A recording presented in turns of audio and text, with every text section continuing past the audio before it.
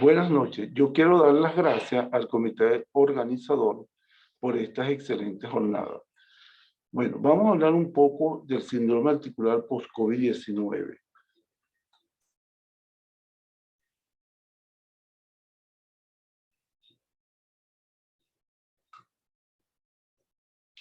El síndrome articular post-COVID-19 se define como secuelas articulares, musculares y esqueléticas que se presentan posterior al COVID-19. Su mecanismo de acción es un daño vascular, neuromuscular y articular inducido por la infección viral. Sin embargo, en esta fase de la infección por COVID, de la infección por SARS-CoV-2, no vamos a encontrar PCR positivas en las biopsias musculares o de tejido sinovial realizadas. Los síntomas que presentan los pacientes, tanto en el estatus post-COVID-19 como la fase de síntomas prolongados, fueron clasificados por López y León y colaboradores y tomando en cuenta la frecuencia con que se presentan. Entre estos síntomas, los síntomas más frecuentes fue la fatiga, 58%. El dolor de cabeza se presentó en un 44%. Los trastornos de atención se presentaron un 27%, la pérdida del cabello un 25%, la ageusia un 23%, la disnea un 24%, la polinea un 21%, y los síntomas articulares o el dolor articular o el dolor musculoesquelético se presentó en un 19%. Es importante su presentación. Ok. Generalmente se planteaba como que el problema es un síndrome articular post-COVID-19. Sin embargo, digamos, se ha planteado que la causa de los dolores musculares en el paciente pues, en la fase post-COVID, dolores musculares que pueden tener diversas presentaciones, incluso simular una fibromialgia reumática, son debido a miopatía post-COVID. La miopatía por post-COVID es una entidad que cursa con síntomas tales como debilidad muscular, dolor muscular, incremento de la seca total. Tiene una mayor incidencia en los casos graves de COVID-19 y es más común en las personas mayores de 60 años que cursan con COVID moderado o severo. Y su mecanismo de acción es netamente inmunomediado. El diagnóstico de la miopatía por COVID-19 se realiza con una biopsia muscular, donde vamos a ver inflamación y degeneración muscular con un infiltrado mononuclear. Hay una serie de factores de riesgo para mal pronóstico en los pacientes con COVID-19 y puede predecir cuáles pacientes van a presentar en el estatus post-COVID, miopatía post-COVID-19. En este grupo encontramos que también estos pacientes son los mismos pacientes que presentan mal pronóstico cuando se infectan por SARS-CoV-2 en la fase aguda. Tenemos pacientes portadores de síndrome de Down, pacientes trasplantados renal, pacientes con anemia de células falciformes, pacientes con cáncer que estén recibiendo quimioterapia, pacientes que residen en hogares para ancianos, pacientes con VIH-Sida, pacientes con cirrosis hepática, afecciones neurológicas, principalmente las afecciones motoras, son las que más predisponen a mal pronóstico y a riesgo de padecer complicaciones en el post-COVID. Demencia, enfermedad de Parkinson, tratamiento con altas dosis de esteroides, enfermedad inflamatoria inmunomediada, diabetes, hipertensión, cardiopatía isquémica y enfermedad renal crónica. La relación entre COVID-19 y la enfermedad inflamatoria inmunomediada. En cuanto a este tema, se planteaba que los pacientes que sufrían de enfermedad o padecían de enfermedad inflamatoria inmunomediada, su enfermedad lo predispone para presentaciones graves de COVID-19. Sin embargo, estos pacientes también tienen un mayor riesgo de hospitalización y muerte cuando son infectados por SARS-CoV-2, además de sufrir complicaciones tardías en el estatus post-COVID. Entre estos pacientes contamos los pacientes con artritis reumatoidea, los pacientes con lupus, los pacientes con psoriasis, los pacientes con enfermedad inflamatoria intestinal, las espondiloartropatías y las vasculitis. Siempre se ha presentado una interrogante a nivel de los médicos que manejan pacientes con enfermedad inmunomediada, tales como los médicos reumatólogos, los médicos internistas y los médicos de familia. Entonces, la interrogante era qué hacer con cuando llegó la pandemia, qué hacer con estos pacientes y su tratamiento inmunosupresor. Esa era la gran interrogante. Sin embargo, algunos expertos sugerían que las terapias inmunomoduladoras y la terapia biológica deberían ser omitidas en la época de la pandemia a estos pacientes y solo manejarse con baja dosis de esteroides. Esto llevó a que se hiciera una revisión a nivel global, a nivel mundial, de los pacientes que sufrían enfermedades inmunomediadas. Y nace este trabajo realizado por Sara Isasi y colaboradores en el año, y fue presentado y publicado en JAMA en junio del 2021. Ok, ellos plantearon la asociación que había entre los inhibidores del factor de necrosis tumoral y el riesgo de hospitalización y muerte en los pacientes con enfermedad inflamatoria inmunomediada que contraían COVID-19. Ok, es un estudio multicéntrico mundial con 3 registros globales, como era el registro global para la artritis reumatoidea, el registro global para la enfermedad inflamatoria intestinal y el registro global de psoriasis.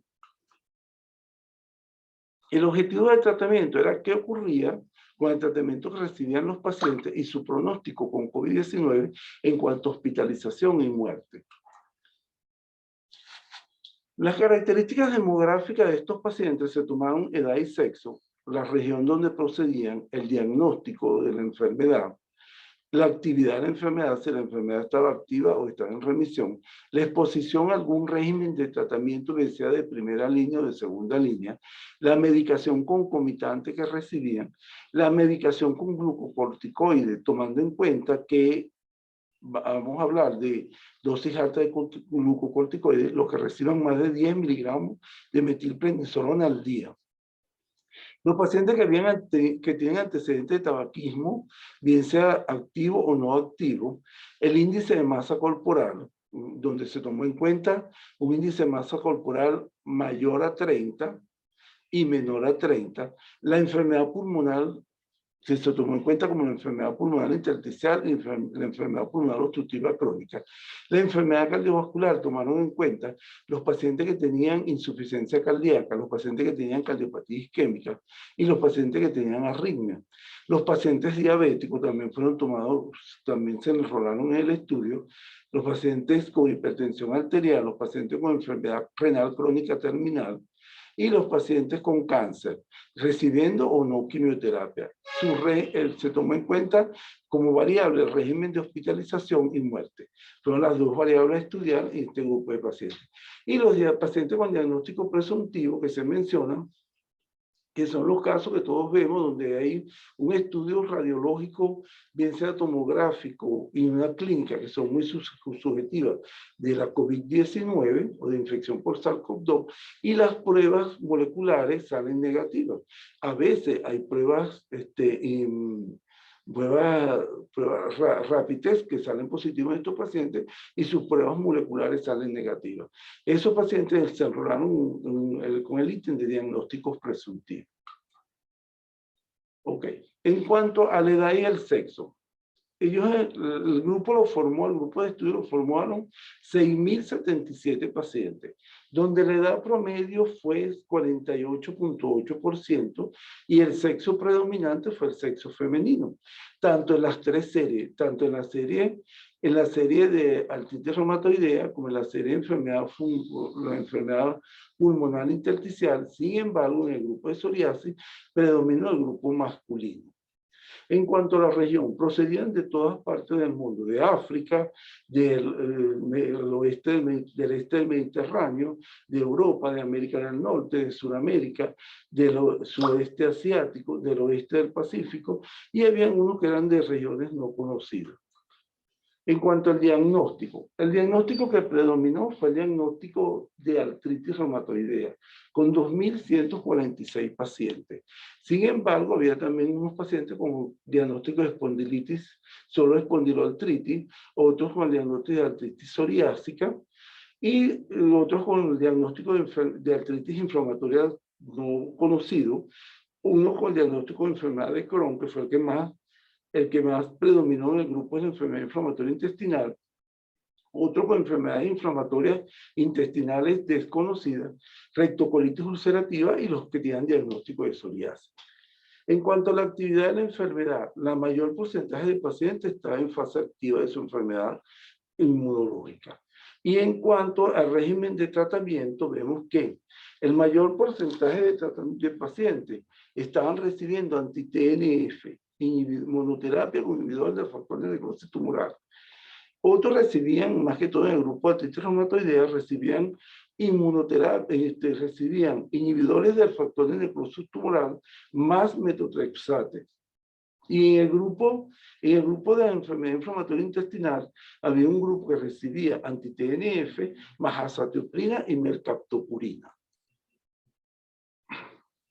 En cuanto a la exposición de los regímenes de tratamiento, había un grupo que también recibía metotrexate como monoterapia, había un grupo que recibían azatioprina o mercaptopurina como monoterapia y otros recibían monoterapia con los inhibidores del JAK. La medicación concomitante formaba medicación de segunda línea, que también formaban parte de la terapia de los DIMAR en algunas ocasiones. En este caso, algunos pacientes, aparte de recibir los anteriores regímenes de tratamiento, recibían además sulfasalacina, más que todo en el grupo de artritis reumatoidea, el grupo de enfermedad inflamatoria intestinal, o recibían mexalamina. Otros con el grupo de artritis reumatoidea recibían metotrexate más anti-TNF y leflunomida, y otros recibían hidroxicloroquina o cloroquina. En los pacientes, la dosis diaria de esteroides, en cuanto a la dosis diaria de esteroides, se tomó en cuenta los pacientes que recibían dosis diaria de esteroides mayor a 10 miligramos de metilprednisolona, o que se conseguían en interpercentil 25 y 75 de los que estaban recibiendo dosis de esteroides diarias. En cuanto al hábito de fumar, se dice que había un alto porcentaje de pacientes, más que todo en el grupo de artritis reumatoidea, que tenían antecedentes de tabaquismo, porque ya su tabaquismo no estaba activo. Sin embargo, en el grupo de tabaquicos activos era menor. En cuanto al índice de masa corporal, la mayor parte de los pacientes en distintos estudios eran pacientes con índice de masa corporal por debajo de 30, o sea, que no habían pacientes obesos. O se encontraba más que todo en obesidad leve y sobrepeso. Los que tenían mayor de 30 índice de masa corporal mayor a 30 eran en menor porcentaje. En cuanto a enfermedad pulmonar intersticial, los que tenían enfermedad pulmonar obstructiva crónica era el mayor grupo en las tres series, tanto en el grupo de enfermedad inflamatoria intestinal, el grupo de psoriasis, como en el grupo de artritis reumatoidea. Los que tenían enfermedad concomitante cardiovascular era igualmente en las tres series, predominaba para el grupo de artritis reumatoidea, igualmente predominó diabetes en el grupo de artritis reumatoidea, hipertensión fue mayor en el grupo de artritis reumatoidea, y enfermedad renal crónica, incluso en fase terminal, también fue mayor en el grupo de artritis reumatoidea, al igual que los pacientes que tenían cáncer. En cuanto al estatus de hospitalización, esto aquí va a llamar mucho la atención, porque estos pacientes que tenían factores de riesgo para hacer infecciones severas por SARS-CoV-2, o sea, COVID-19 severo, sin embargo, se notó que los pacientes, su mayor porcentaje en las tres series fueron mayores los no hospitalizados.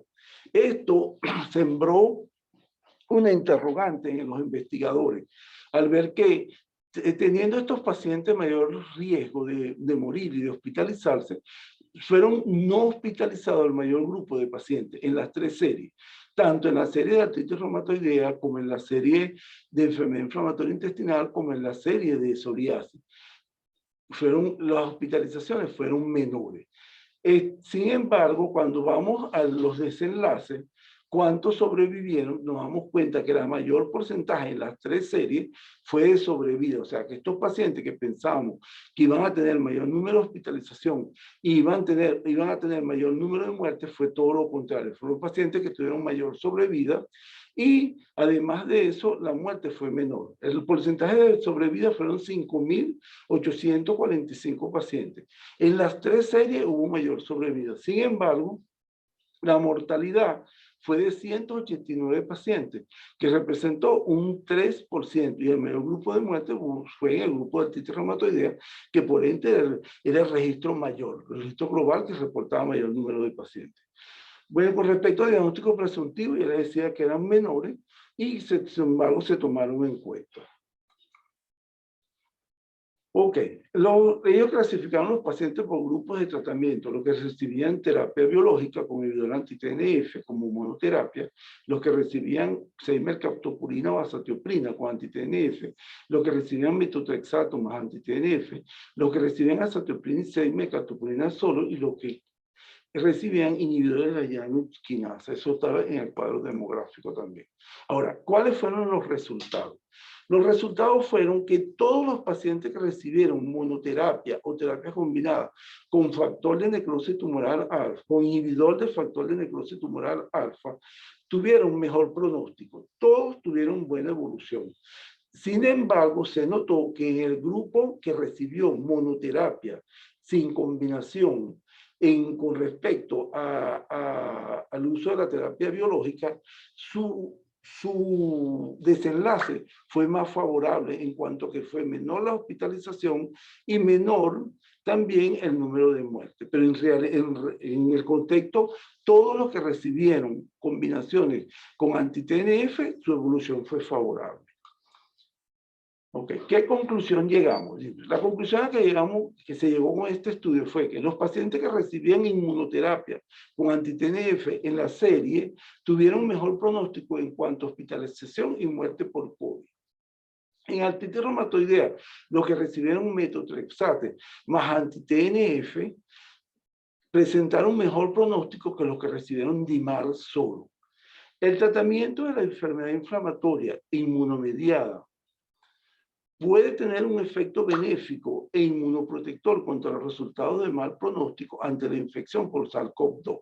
Esto se explica por qué. Porque el mal pronóstico en cuanto a la infección por SARS-CoV-2 va a estar relacionado con la tormenta de citoquina.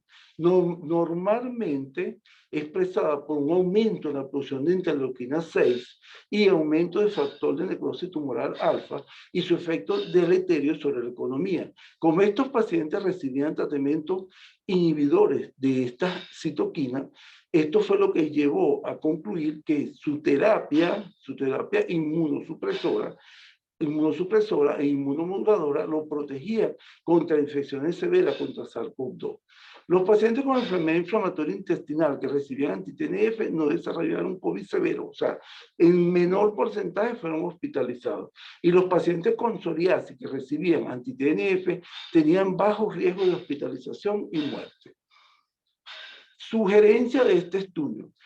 La sugerencia de este estudio es que se debe mantener la terapia biológica con anti-TNF durante toda la pandemia en estos pacientes y no como se creía que estos pacientes deberían pasarse a recibir solo bajas dosis de esteroides. Y segundo, estos pacientes deben ser inmunizados con cualquiera de las vacunas aprobadas por la OMS y sugiriendo que se debe colocar la tercera dosis de inmunización antes incluso de los 6 meses. Gracias. Esto era todo. Gracias.